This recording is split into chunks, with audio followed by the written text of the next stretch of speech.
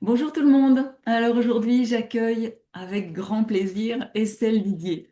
Alors elle a été professeure des écoles pendant quelques années, hein.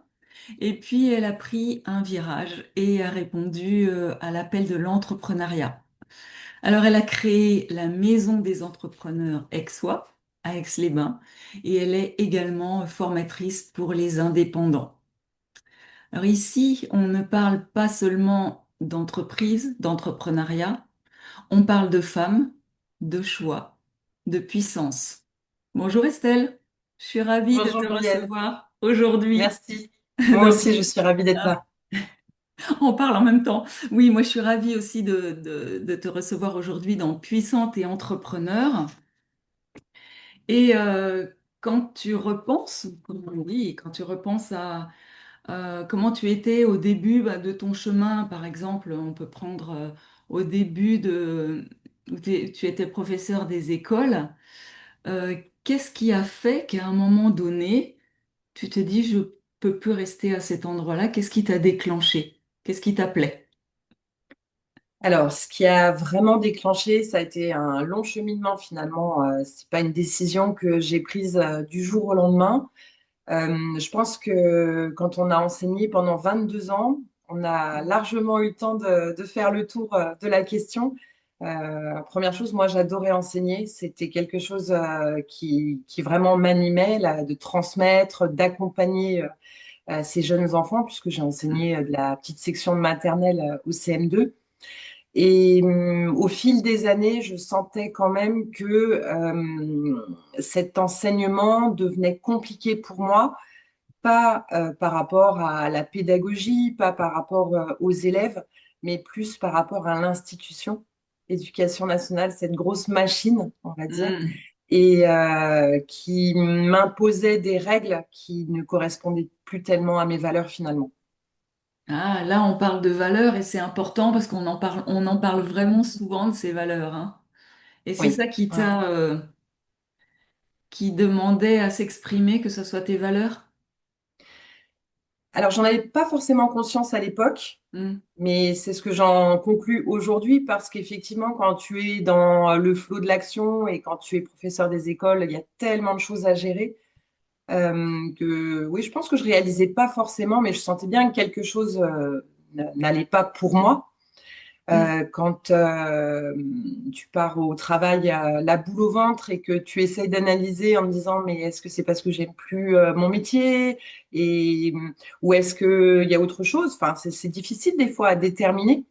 Tu prends vraiment le temps de le faire et puis bah voilà la réponse, je pense que je l'avais en moi, c'est que j'ai toujours aimé enseigner, j'ai toujours aimé accompagner mes petits élèves, mais sauf qu'on m'empêchait finalement de le faire de la manière dont je voulais le faire.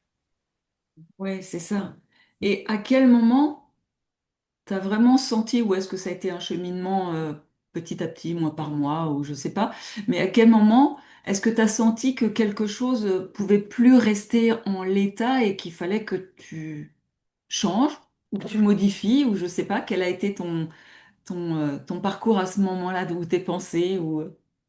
Alors, j'ai longtemps enseigné en école élémentaire, donc Ouais. du CP au CM2. J'ai fait très longtemps, j'ai eu souvent des élèves de CP. J'aimais beaucoup ce niveau de classe. Et justement, quand j'ai commencé à sentir que quelque chose, d'une certaine manière, clochait pour moi, Mm. je me suis dit, ben, je vais aller essayer d'enseigner en maternelle. Peut-être que j'ai besoin de me renouveler, peut-être que c'est l'élémentaire, justement, qui ne me convient plus.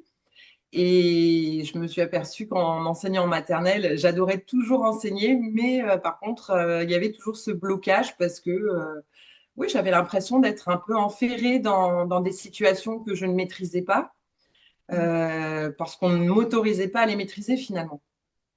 Ah, d'accord, ok. Donc c'était pas le problème du métier, c'était le problème du comment. C'est bien ça? Tout à Ouais, fait. Et plutôt. puis d'énormément de tâches administratives ou de blocages qui n'avaient pas de réel sens, qui faisait que finalement, j'avais l'impression que mon métier passait à côté. Mm. Donc, moi, j'avais envie d'enseigner, j'avais envie d'accompagner et c'était plus possible de la manière dont je voulais le faire. Ça, c'est important ce que tu dis parce que tu as dit deux mots qui sont très très forts, les valeurs et le sens. Tout à fait. Et c'est ce qui a fait à un moment donné que t'es pas resté où tu étais et que tu as commencé ton chemin? Oui, tout à fait. C'était trop important pour moi de trouver du sens dans mon travail, Hmm. oui, de respecter mes valeurs aussi, pour que je puisse rester dans ce métier-là. Ouais. Mais ça n'a pas été facile comme décision, hein, parce que quand on aime son métier, le quitter, démissionner, c'est quand même compliqué. Et justement, c'est la question que j'allais te poser. Qu'est-ce que tu as dû quitter, alors intérieurement peut-être, mais aussi extérieurement, pour avancer sur ton chemin, pour avancer, pardon, sur cette transition et là où tu voulais aller? Ce qui s'est passé, c'est que, il y a eu des événements de vie aussi qui ont fait que j'ai dû prendre des décisions pour moi aussi par rapport à ma famille. Hmm. Et je suis savoyarde d'origine et je n'enseignais pas en Savoie, j'enseignais en région parisienne. Et j'avais prévu un jour dans ma vie de revenir en Savoie, de me rapprocher de ma famille. Et cette décision, finalement, elle a été un peu précipitée parce que j'ai réfléchi à ce qui était vraiment important pour moi. Hmm. Et avoir sa mutation dans l'éducation nationale, c'est très compliqué. Et quand je l'ai demandé, parce que du coup, ça a été mon premier choix de dire, bah, effectivement, peut-être qu'il faut que j'aille exercer mon métier en Savoie. On m'a dit, mais en fait, vous n'aurez pas votre mutation avant une dizaine d'années. Et je crois que c'est Hmm. ça aussi qui a fait la bascule de me dire, mais je me sens prisonnière finalement de, de ce poste que j'avais en région parisienne. Et ça, pour moi, enfin, la notion de liberté, c'est quand même très, très important. Du coup, je crois que c'est vraiment ça qui a fait basculer les choses. Donc tu as quitté à ce moment-là, donc extérieurement, tu as dû quitter la région où tu étais, donc la région parisienne, Mhm, tout à fait. revenir à la maison, comme on dit. Oui. Et intérieurement, qu'est-ce que ça t'a demandé? Ça n'a pas été très évident dans le sens où ben, on quitte enfin, du connu d'une Hmm. certaine manière. Et puis, c'était aussi, je pense, cette idée de devoir lâcher ce métier qui me plaisait. Ça a été très compliqué. Mais enfin, après, en termes de personnalité, moi, quand une décision elle est prise, elle est prise. Ouais. Donc, quand j'ai compris que le plus important pour moi, c'était de revenir en Savoie, qu'on m'en empêchait, Hmm. ben, la décision, elle s'est posée d'elle-même, en fait. Et comment est-ce que tu as pu amorcer, euh, entre le moment où tu prends la décision, on est d'accord, et le moment où tu crées, et on va en parler hein, de ce que tu as créé et de ce que tu fais maintenant, bien sûr, mais tu peux nous, parce que tu donnes des valeurs fortes, là tu viens encore de parler de liberté, donc une autre valeur qui est hyper importante pour toi. Oui. Comment est-ce que tu as pu allier toutes ces choses-là, du sens, de la liberté, des valeurs, pour créer ce que tu as créé là, ici en Savoie?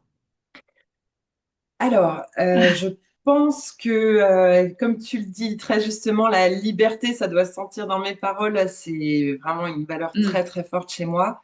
Je l'avais quand j'étais enseignante, quand j'étais professeure des écoles, parce qu'on a quand même cette liberté pédagogique. Quoique ces dernières années, justement, cette liberté, elle devenait de plus en plus petite. Hmm. Euh, je pense que l'entrepreneuriat, il s'est présenté de manière très naturelle. Alors c'est vrai que comme j'avais démissionné, il fallait que en Savoie, je trouve un travail. Mhm. Et l'idée de me lancer dans un métier en tant que salarié, j'avoue que c'était quand même quelque chose qui m'inquiétait. Et ça a été vraiment un concours de circonstances, mais bon, je pense que la vie, c'est ça aussi, hein, c'est Ouais. nos expériences qui font qu'on est ce qu'on est aujourd'hui. J'avais beaucoup d'amis qui travaillaient dans l'immobilier quand j'étais encore enseignante. Et c'est vrai que c'est un métier qui m'avait toujours attirée. Et c'est pour ça que quand je suis arrivée en Savoie, j'ai décidé de devenir indépendante dans l'immobilier. Ça a été ma première reconversion Hmm. après l'enseignement. C'est vraiment, oui, ce concours de circonstances finalement. Et tu nous laisses pas comme ça, et il faut que tu ailles plus loin, là. On est un peu sur notre fin. Tu as commencé Alors, dans après, l'immobilier. pour faire tout le cheminement, donc je me suis lancée en tant qu'indépendante dans Hmm. l'immobilier. Alors, il n'y a pas de hasard non plus, c'est un métier d'accompagnement. Enfin, en tout cas, c'est comme ça que je voulais le faire.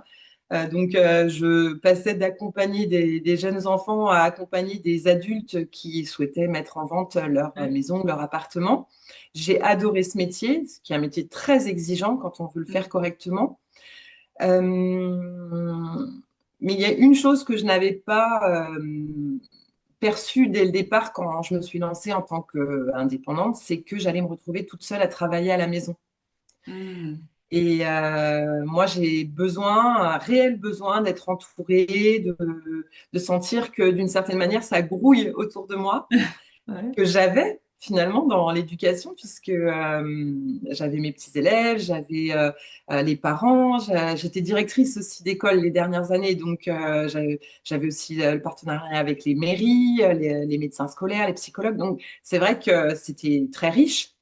Et là, de me retrouver à travailler toute seule dans mon salon, j'avoue que ça a été un petit peu compliqué, même si effectivement j'avais des clients et je les voyais très régulièrement.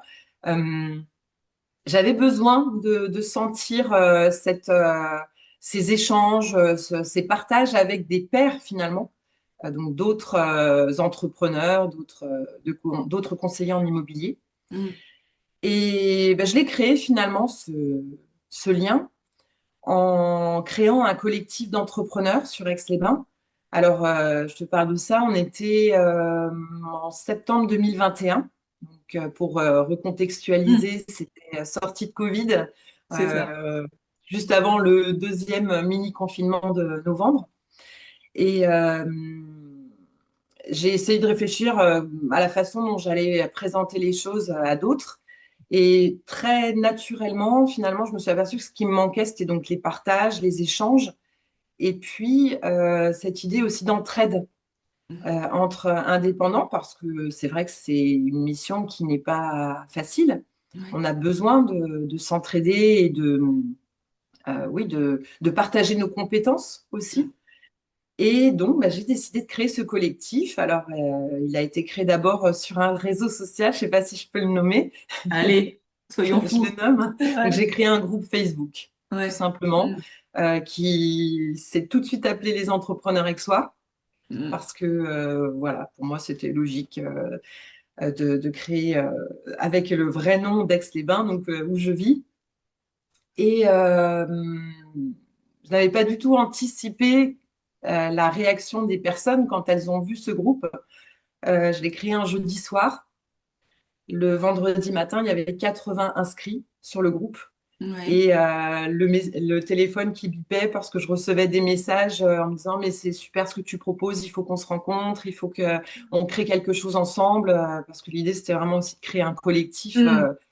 C'était pas seulement moi qui le portais, c'était voilà, l'ensemble du groupe. Et ça a été le début d'une très, très belle aventure. Voilà, ça y est, tu nous as raconté alors C'est ton du cheminement. teasing. Oui, c'est ça. Et qu'est-ce qui s'est révélé à un moment donné quand tu t'es dit j'ai plus le choix? Alors, tu parles encore une fois, tu as vraiment des valeurs fortes, enfin, ou des mots qui sont forts. Tu avais besoin de monde. On parle de sens, on parle de valeurs. Il y a vraiment des mots forts dans ton parcours et dans qui tu es aussi. Et qu'est-ce que tu as dû faire? Qu'est-ce qui s'est révélé quand tu t'es dit c'est bon, là j'y vais, je me lance? En plus de l'entrepreneuriat, ton premier entrepreneuriat dans l'immobilier, bien sûr, mais là, de dire, je vais créer un collectif parce que c'est plus possible de rester toute seule. Qu'est-ce qui s'est passé à ce moment-là? Qu'est-ce qui s'est révélé? Ou s'il y a une révélation, hein, peut-être pas d'ailleurs. Moi, je pense que je marche pas tellement par révélation, c'est plus mon intuition sur Mm. un temps enfin, pas forcément très long, mais moi, j'aime bien me poser, me dire, voilà, qu'est-ce qui va pas? Ah, Pourquoi ça va pas finalement? mm, Et c'est vraiment ce cheminement qui a fait que ce jour-là, je me suis dit, non, mais il faut que je le fasse. Tu vois, ça a été vraiment cette bascule-là, mais sur un temps assez long quand même. Je pense que cette idée de collectif, ça faisait 6 à 8 mois qu'elle me trottait dans la tête, mm, que j'avais envie de créer quelque chose, mais je savais pas comment, qu'est-ce que j'allais dire et pourquoi. Enfin voilà, j'ai eu besoin quand même de ce temps de réflexion. Et puis ben, le jour où tu dépasses un peu tes peurs aussi, parce que je pense qu'il y avait de ça, de dire mais voilà, qu'est-ce qu'on va penser de moi si je crée un groupe? Il y a plein de choses qui se réveillent, hein. C'est mm. normal. Et du coup, bah, c'est le fait d'avoir osé, je pense, ce soir-là, tu vois, il y a eu ce cheminement et ensuite cette prise de conscience que de toute façon, bah, qu'est-ce que je risquais à le faire? Et puis très sincèrement, moi, au départ, quand je l'ai créé, ce collectif, je pensais qu'on serait une dizaine de personnes. Je pensais pas du tout que ça allait prendre cette ampleur. Et 10 personnes, ça aurait été déjà super parce que ça permettait déjà d'avoir un bon petit Mm. groupe, un bon petit collectif. Et c'était, voilà, au départ, c'était ça l'idée. Et oui, c'est ça. Et puis tu dis, en fait, j'ai osé. Oui, Et tout à c'est fait. ça encore, c'est ce mot-là, c'est j'ai osé, et puis j'avais rien à perdre. Mm. Mais ça, c'est Et un gros travail, Muriel, hein. C'est parce ah oui, que je pense que parce que je l'ai analysé maintenant, mais mm, c'est vrai que je pense que j'étais quelqu'un de très réservé, d'assez timide, j'osais pas avant finalement. mm, Et ça, c'est vraiment l'entrepreneuriat qui me l'a donné aussi. C'est cette manière de penser qui fait que bah, si tu n'y vas pas, de toute façon, il se passera rien. Et construire sa vie, c'est ça aussi, c'est oser prendre des risques. Et il y a une phrase que j'aime énormément, c'est un petit peu devenu mon credo, c'est j'ai peur donc j'y vais. je l'adore cette phrase.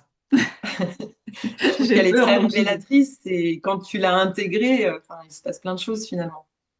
Alors il y a aussi, alors qui l'a dit, je ne me souviens plus, mais le bonheur se trouve derrière tes plus grandes peurs. Donc c'est C'est vrai, grosso modo ça aussi, tout à et fait. c'est ce qui fait qu'on devient entrepreneur aussi. C'est jamais par hasard.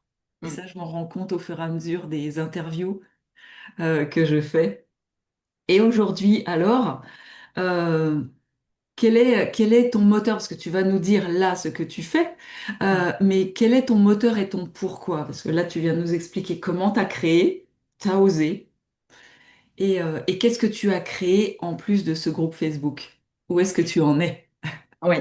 Donc, bah, ce groupe, suite aux demandes que j'ai eues, on s'est rencontrés très, très rapidement. Donc, on a fait une première rencontre. On était une dizaine d'entrepreneurs dans un café à Aix-les-Bains, hein, tout simplement. Et là, j'ai vraiment senti qu'il y avait une réelle dynamique, une réelle volonté de s'entraider, de partager. Le groupe a grossi très très vite. Aujourd'hui, je crois qu'il y a plus de 1600 membres sur le groupe, donc d'entrepreneurs, de commerçants, d'artisans des environs, hein, pas seulement d'Aix-les-Bains, mais on a élargi un petit peu aussi le cercle. Et c'est vrai, alors, il y a eu tellement de choses après, hein. Alors, on va résumer, on va Oui, condenser c'est un petit ça. peu. On n'a pas un temps énorme pour échanger, mais la machine s'est enclenchée. J'avoue à certains moments que ça m'a un peu dépassée. Hmm. Mais c'était le but aussi, c'est que cette dynamique, elle ne vienne pas que de moi.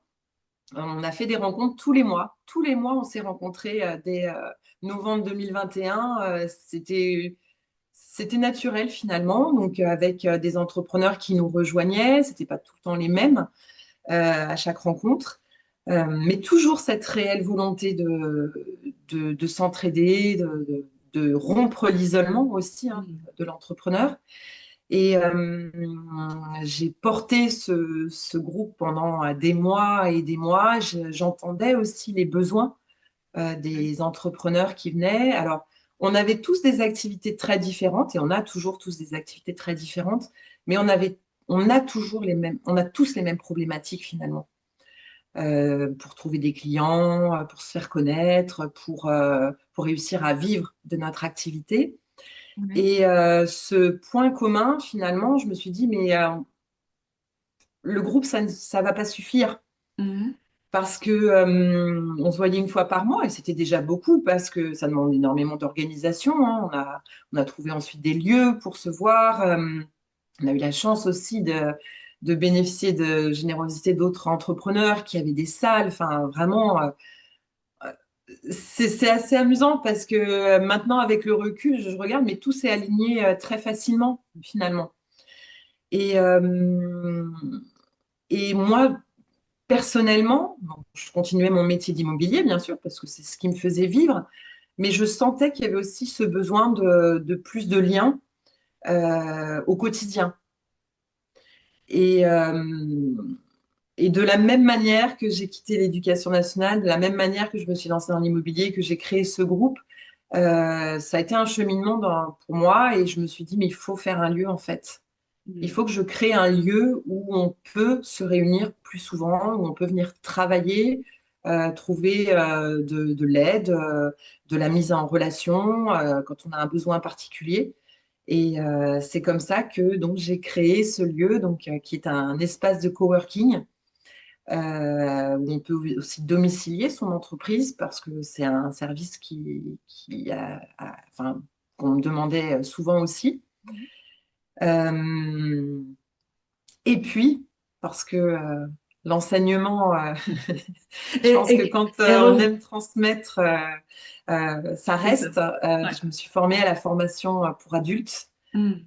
Et avec toute mon expérience aussi de l'immobilier qui m'a énormément appris, mais qui m'a fait grandir d'une manière phénoménale, j'ai compris comment trouver des clients, j'ai construit ma propre manière de trouver des clients.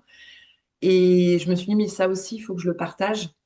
Et du coup, je suis devenue maintenant formatrice en prospection, en technique de vente et en relation client, parce que ce que j'ai créé pour moi, je peux le transposer pour tous les autres indépendants.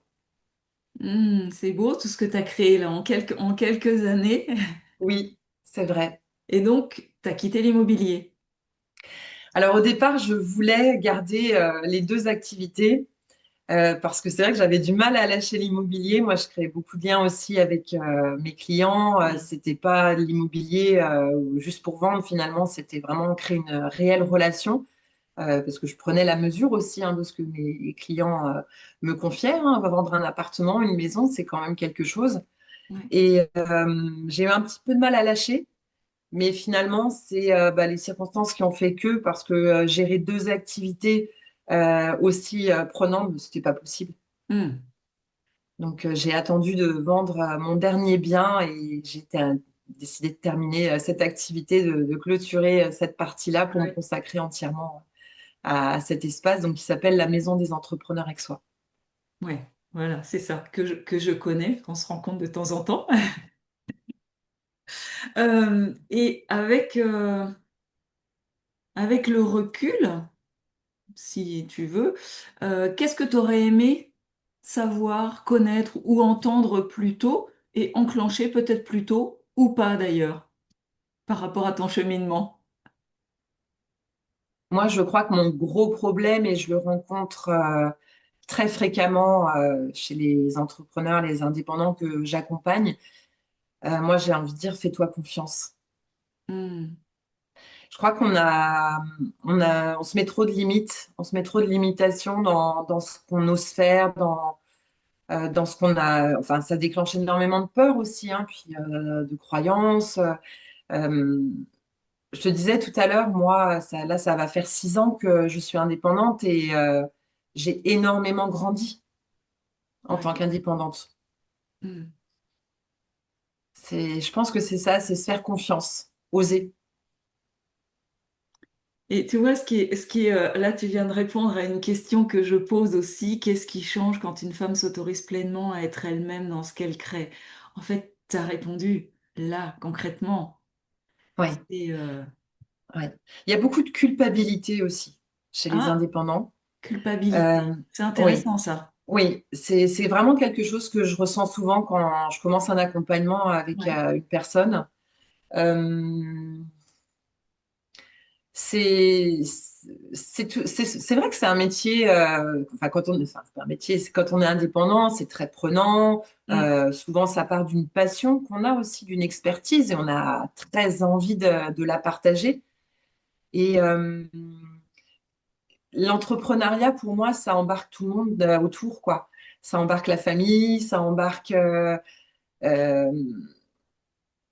c'est vraiment, ça fait partie de notre vie, c'est dans nos tripes finalement. Et je rencontre vraiment, enfin, c'est très très souvent cette culpabilité, alors qui n'est pas forcément identifiée chez les gens que j'accompagne, mais qui est là, qui est sous-jacente tout le temps, tout le temps. Mm, d'accord. L'équilibre vie personnelle, vie professionnelle, qu'est-ce qu'on va penser de moi, cette peur aussi du jugement. Euh, oui, cette peur de s'autoriser finalement aussi. D'accord. Ah ouais, la culpabilité, tu vois, ça, je l'avais pas, mais maintenant que tu le dis, oui, effectivement. Et ça, c'est intéressant de se rendre compte. Oui, tout à fait de le réaliser, oui. Ouais. Et il y a quelque chose qui est très intéressant, qui est très important quand on est indépendante. Une de mes coachs le répète souvent, euh, mon entreprise, euh, je ne suis pas mon entreprise, c'est une extension. Et ça, c'est important. Et du coup, la culpabilité peut aussi passer son chemin quand on arrive à mettre de la distance entre son entreprise et soi. Tout à fait. Pour moi, c'est essentiel. Hmm. Il y a une autre peur qui revient souvent, c'est la peur du rejet. Quand on va proposer une offre de service ou de produit et enfin, on est convaincu finalement de ce qu'on propose et que en face, il n'y a pas de clients ou les gens disent non à cette offre. Souvent, les indépendants prennent pour eux finalement. Ouais, Et ça rejoint ce que tu dis. Alors que non, ils disent non à cette offre-là et ça n'a rien à voir finalement. c'est ça, on sépare. Mm. Ils disent non à ton offre, ils te disent pas non à toi. Oui. On est d'accord. Ça, c'est ma zone de génie, ça, la vente. Alors, pour aller un petit peu plus loin et pour celles qui voudraient ben, justement prolonger cette expérience avec toi, l'inspiration, ce que je mettrais en dessous de cette vidéo, bien évidemment, tous les liens, c'est les liens de la Maison des Entrepreneurs Aixois. Surtout ceux qui sont à Aix et dans les environs, n'hésitez pas, c'est un lieu extraordinaire. Et ces rencontres mensuelles le sont aussi. On est toujours très très bien reçus. Puis on mange bien aussi, hein, lors des rencontres. Et puis les liens aussi pour te contacter en tant que formatrice euh, Mhm. pour accompagner les indépendants, les entrepreneurs, les artisans, ce que tu fais très bien. Et j'ai ouvert une tradition sur Puissantes et Entrepreneurs pour continuer justement la chaîne des femmes puissantes. Est-ce que tu pourras me nommer trois femmes entrepreneurs? Alors pas ici, parce que je veux garder le mystère, n'est-ce pas? Qu'on ne Mhm. sache pas qui il va y avoir après. Que tu aimerais voir ici sur cette chaîne en interview. Alors tu me les donneras hors antenne et Mhm. je serai ravie de les interviewer et de continuer cette chaîne de femmes puissantes. Avec grand plaisir. Le mot de la fin t'appartient. Si une femme se reconnaît dans ton parcours, jalonné de mots très très forts et de choses impactantes que tu nous as partagées, qu'est-ce que tu aimerais lui dire aujourd'hui à cette femme? Ose, Ah, ose. ouais. Euh, c'est pas venu comme ça hein, pour moi. Hmm. Honnêtement, on a l'impression que c'est facile. On est toujours en chemin, hein. Moi, je dis pas que j'ai plus de peur, j'ai plus de croyances et c'est normal, elles seront toujours là. Mais je pense qu'à partir du moment où tu oses, où tu te dis, OK, elle est là, cette peur, mais je peux faire avec finalement, je peux la contourner, il se passe des choses incroyables. Ça, c'est le mot de la fin extraordinaire. Ose. Il se passe des choses incroyables. Alors ici, on donne de la visibilité à des femmes qui créent, transforment et impactent sans renier qui elles sont. Je te remercie, un grand, grand merci pour notre échange aujourd'hui. Merci Muriel. Continue de nous accompagner, d'accompagner les Aixois et alentours. Et puis, on peut peut-être se dire dans un an, ici, au même endroit, Avec pour grand que tu, plaisir. pour que tu continues à nous partager ce que tu oses Mhm. et là où tu veux aller. Eh bien, on fait ça. Ouais. Rendez-vous pris. Allez, on fait comme ça. Un grand merci et à bientôt. Au revoir. Merci Muriel, à bientôt.